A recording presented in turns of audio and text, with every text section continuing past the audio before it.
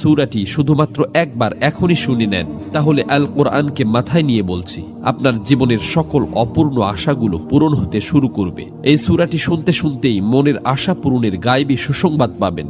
আপনার আশা যত বড় ও কঠিনই হোক না কেন, তা আল্লাহর দরবারে মঞ্জুর হয়ে যাবে ইনশাআল্লাহ। প্রিয় দর্শক, আল কোরআনের এই সূরার পাওয়ার ও কার্যকারিতা এতটাই বেশি যে এই দিকে আপনি সূরাটি শুনবেন আর ওই দিকে আপনার অন্তরের মাকসাদগুলো পূরণ হতে শুরু করবে।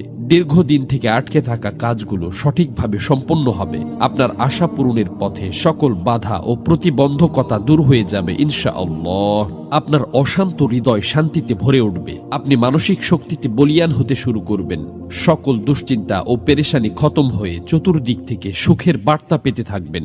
আপনার কাছে অফুরন্ত রিজিকের ভান্ডার এমনভাবে আসতে থাকবে যে চোখের পলকে আপনার জীবনের সকল অভাব অনটন মুছে যাবে। সুবহানাল্লাহ। প্রিয় দর্শক, সূরাটি আপনাদেরকে শুধুমাত্র মনোযোগ দিয়ে প্রথম থেকে শেষ পর্যন্ত শুনতে হবে, কেননা যে কোনো আমলের ফলাফল তার শেষ পরিণতির ওপর নির্ভর করে। এজন্য আপনি যদি মহান আল্লাহর এই সূরাটি পরিপূর্ণ না শুনেই চলে যান, তাহলে আপনাদের কোনো কাজই বাস্তবায়ন হবে না, বরং যে আশাগুলো পূরণ হতে যাচ্ছিল তা আবার বিগড়ে যাবে। এজন্য অনুরোধ করছি মহান কোরআনের এই সূরাটি কেবলমাত্র একবার মন থেকে শেষ পর্যন্ত শোনার জন্য।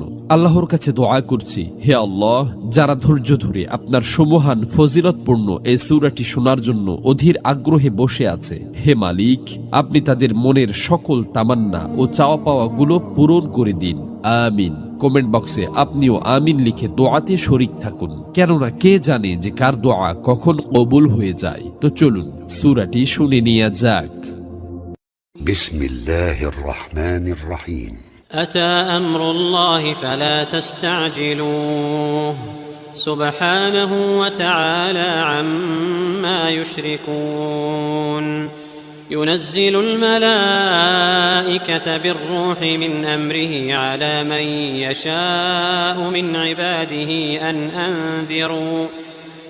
أنذروا أنه لا إله إلا أنا فاتقون خلق السماوات والأرض بالحق تعالى عما يشركون خلق الإنسان من نطفة فإذا هو خصيم مبين والأنعام خلقها لكم فيها دفء ومنافع ومنها تأكلون ولكم فيها جمال حين تريحون وحين تسرحون وتحمل أثقالكم إلى بلد لم تكونوا بالغيه إلا بشق